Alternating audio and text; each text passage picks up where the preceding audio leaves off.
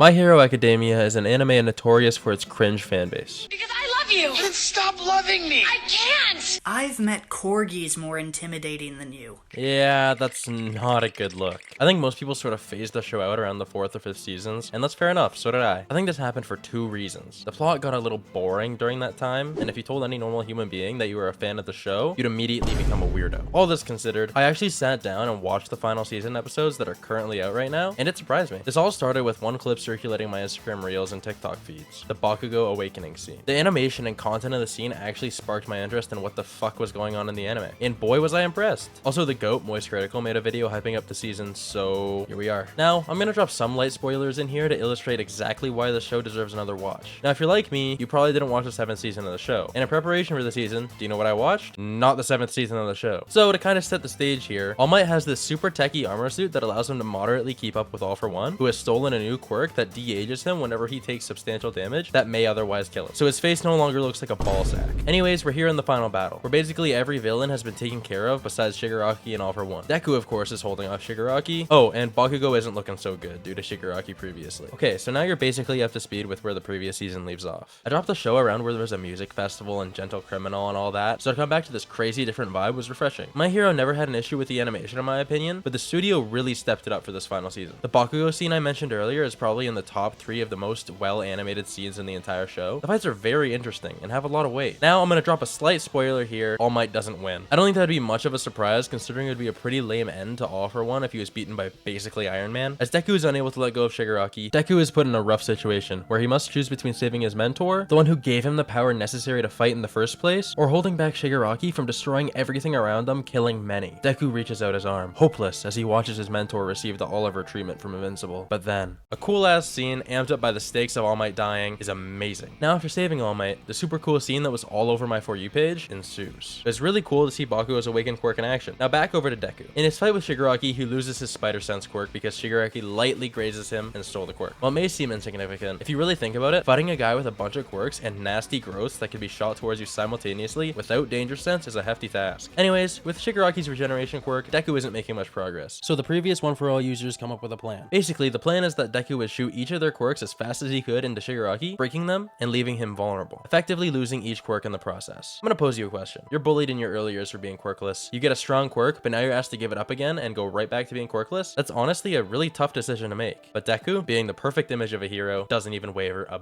bit. We also learn that Deku is so fatigued, he has to use Black Whip to reinforce his muscles to continue fighting. He then does this shit, which looks badass. Even Shigaraki recognizes how sick he looks here. Deku, being the hero that he is, doesn't want to give up on Shigaraki, believing he's not all evil because he saw him crying once or whatever. So he's here now. He then enters Shigaraki's house and sees exactly what went down when he was a child. So, with the brain power of a walnut, he holds him back just like this. I'm sure you can imagine what happens. Whatever. It's in like the dream world or whatever, so oh my god. Anyways, with the power of plot being the girl Deku saved back in season 4, he makes like Piccolo and regenerates his arms. Now it's officially the final battle, and one thing that the season was lacking decides to make an appearance: the supporting cast. These guys show up like it's Avengers Endgame, and bam, the fight begins. Now, I'm not going to talk about any of that because I'm not trying to spoil more than I have to, so let's just dive right on into talking about the season. Now, as of writing this, the season isn't officially over, but we're on to the epilogue now. The show spanning over 8 years is finally coming to an end, and its final season is very strong so far. It cuts the bullshit and gets straight to the action. Now, yes, there's flashbacks and other stuff here and there, but it feels necessary to the plot, and to be honest, there's not an excessive amount of it. There's no bullshit music festival type stuff in here that nobody really cares about. It's just great action with great animation backing it up. I feel like Bakugo really stood out this season. Yes, he's always been a major part of the show, but taking on one of the major big bads is a new level for him. One character that used to hype up extensively was Todoroki, and he doesn't really play a big role here, which I was a little disappointed about considering he's one of my favorite characters from the show. From what I understand though, he had a pretty cool fight with Dabi previously, but I probably won't go back to watch it, to be honest. I do like how the supporting cast makes his appearance at the end, while also not taking the spotlight. They could have easily ruined the final fight, but they didn't. Okay, I've given a little rundown on everything, but let's dive a little deeper into each topic. First off, the animation. After the stellar episodes depicting the Bakugo scenes, I had a lot of people dogging on the animation for the episode following it, and I don't really get it. Sure, the previous episode had better animation, but those episodes were by no means bad. I think people have just become so spoiled with animation nowadays, with shows like Dandadan, Solo Leveling, or